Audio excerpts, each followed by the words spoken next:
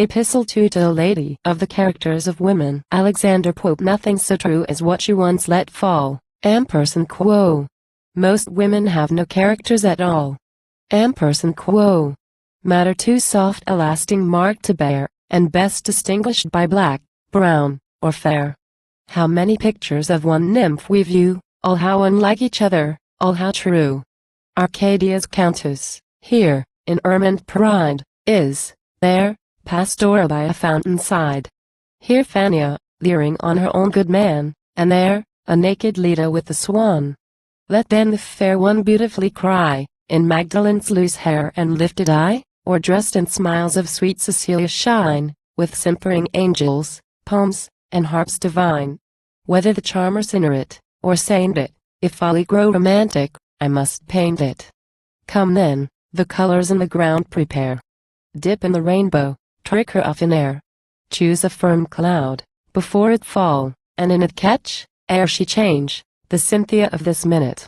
Rufa, whose eye quick glancing o'er the park, attracts each light gay meteor of a spark, agrees as ill with Rufa studying Locke, as Sappho's diamonds with her dirty smock. Or Sappho at her toilet's greasy task, with Sappho fragrant at an evening mask, so morning insects that in muck begun, shine, buzz, and fly blow in the setting sun. How soft is Celia!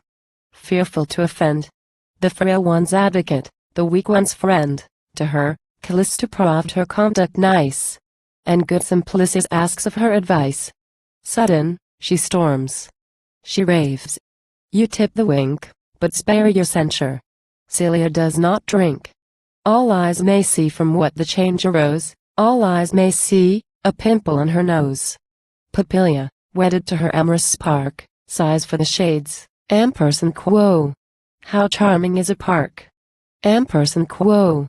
A park is purchased, but the fair he sees all bathed in tears. Quo. Oh odious, odious trees. Quo. Ladies, like variegated tulips, show. 'Tis to their changes half their charms we owe. Fine by defect, and delicately weak, their happy spots the nice admirer take. 'Twas thus Calypso once each heart alarmed, odd without virtue, without beauty charmed. Her tongue bewitched as oddly as her eyes, less wit than mimic, more wit than wise. Strange graces still, and stranger flights she had, was just not ugly, and was just not mad. Yet ne'er so sure our passion to create, as when she touched the brink of all we hate.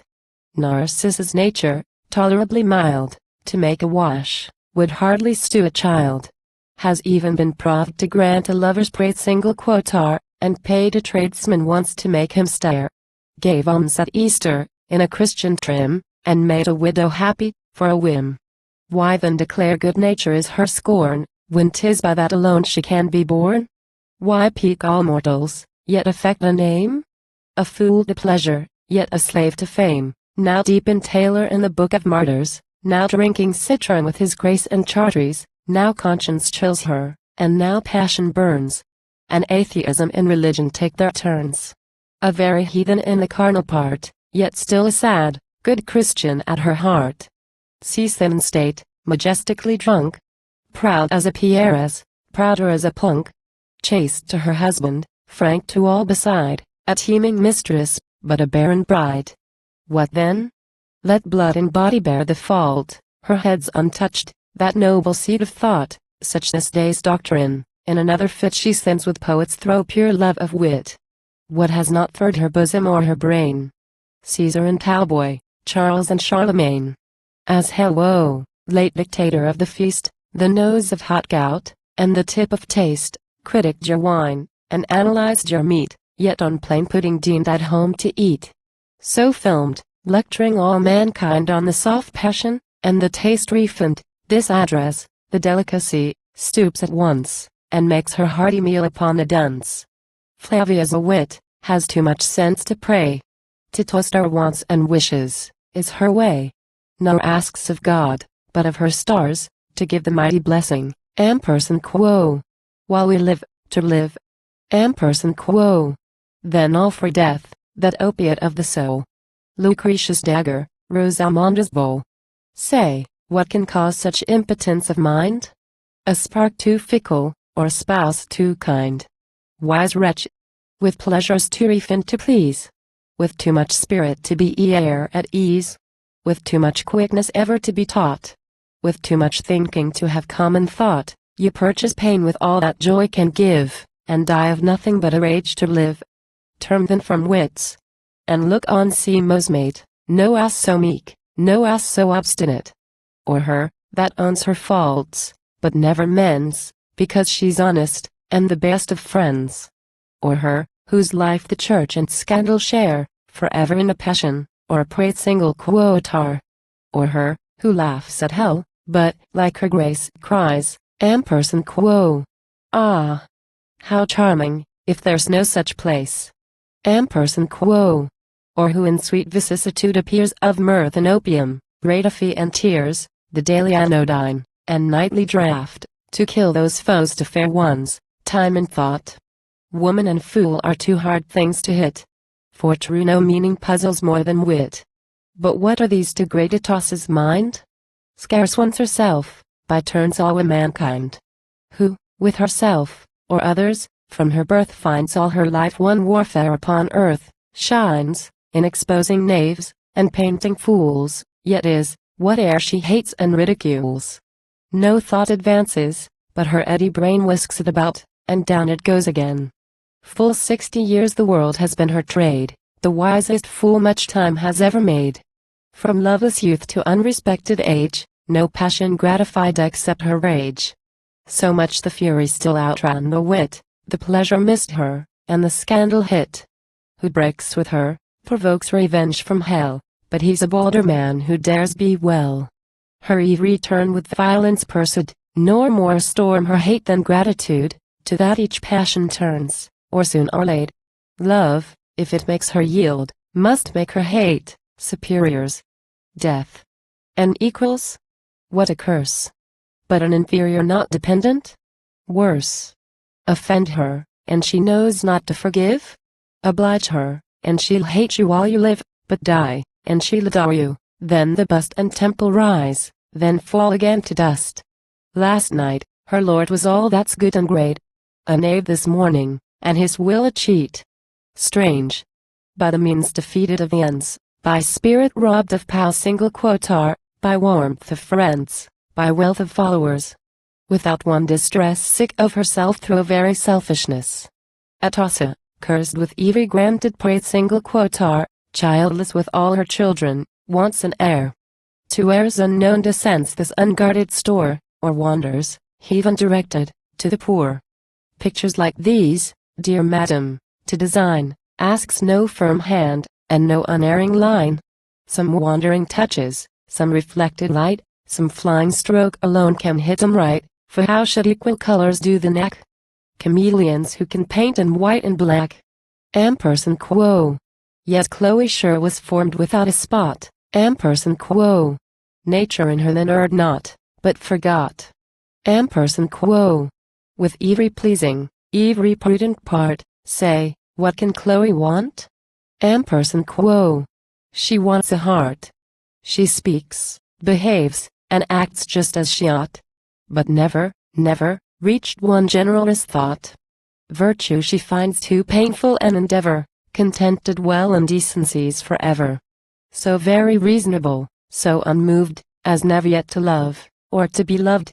She, while her lover pants upon her breast, can mark the figures on an Indian chest. And when she sees her friend in deep despair, observes how much a trint exceeds mohair. Forbid at heaven, a favor or a debt she e'er should cancel, but she may forget.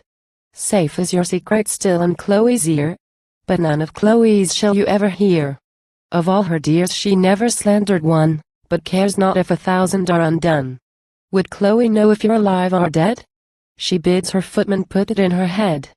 Chloe is prudent, would you too be wise? Then never break your heart when Chloe dies. One certain portrait may, I grant, be seen, which even is varnished out, and made a queen, the same forever. And described by all with truth and goodness, as with crown and ball. Poets heap virtues, painters gems at will, and show their zeal, and hide their want of skill. 'Tis well, but, artists, who can paint or write, To draw the naked is your true delight.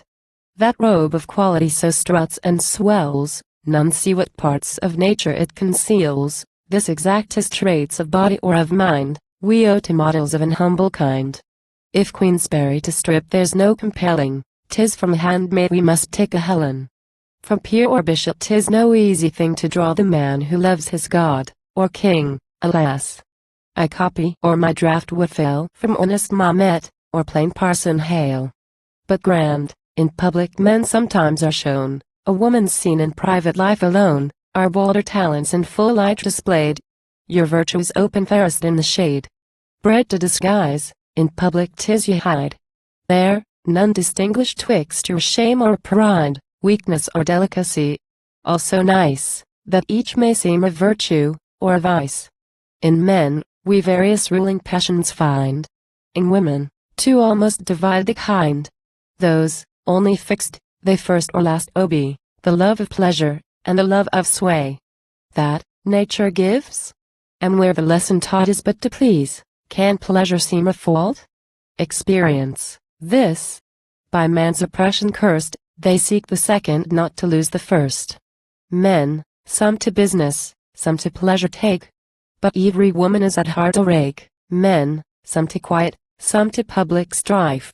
But every lady would be queen for life. Yet mark the fate of a whole sex of queens. Pal single quote are all their end, but beauty all the means. In youth they conquer, with so wild a rage, as leaves them scarce a subject in their age. For foreign glory, foreign joy, they roam. No thought of peace or happiness at home. But wisdom's triumph is a well-timed retreat, as hard as science to the fair as great. Beauties, like tyrants, old and friendless grown, yet hate repose, and dread to be alone, worn out in public, weary every eye, nor leave one sigh behind them when they die. Pleasures the sex, as children birds, pursue, still out of reach, yet never out of view. Sure, if they catch, to spoil the toy at most, to covet flying, and regret when lost, at last, to folly's youth could scarce defend, it grows their age's prudence to pretend. Ashamed to own they gave delight before, reject to feign it, when they give no more, as hags hold Sabbaths, less for joy than spite, so these their merry, miserable night. Still round and round the ghosts of beauty glide, and haunt the places where their honor died. See how the world its veterans rewards. A youth of frolics, an old age of cards. Fair to no purpose, artful to no end, young without lovers, old without a friend. Athwart their passion, but their prize is sought. Alive, ridiculous, and dead, forgot. Ah friend! To dazzle let the vain design. To raise the thought, and touch the heart be thine. That charm shall grow, while what fatigues the ring, flaunts and goes down, an unregarded thing, so when the sun's broad beam has turned the sight, all mild ascends the moon's more sober light, serene in virgin modesty she shines, and unobserved the glaring orb declines. Oh! Blessed with temper, whose unclouded ray can make tomorrow cheerful as today, she, who can love a sister's charms, or hear sighs for a daughter with unwounded ear. She, who ne'er answers till a husband cools, or, if she rules him, never shows she rules. Charms by accepting, by submitting sways, yet has her humor most, when she obeys. Let fops or fortune fly which way they will. Disdains all loss of tickets, or codile. Spleen, vapors, or smallpox, above them all, and mistress of herself, though China fall. And yet, believe me, good as well as ill, woman's at best a contradiction still.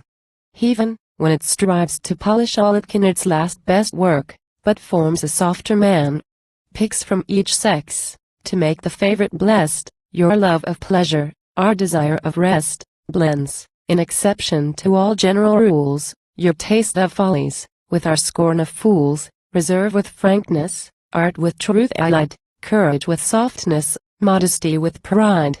Fixed principles, with fancy ever new. Shakes all together, and produces, you. Be this a woman's fame, with this unbossed, toast live a scorn, and queens may digest.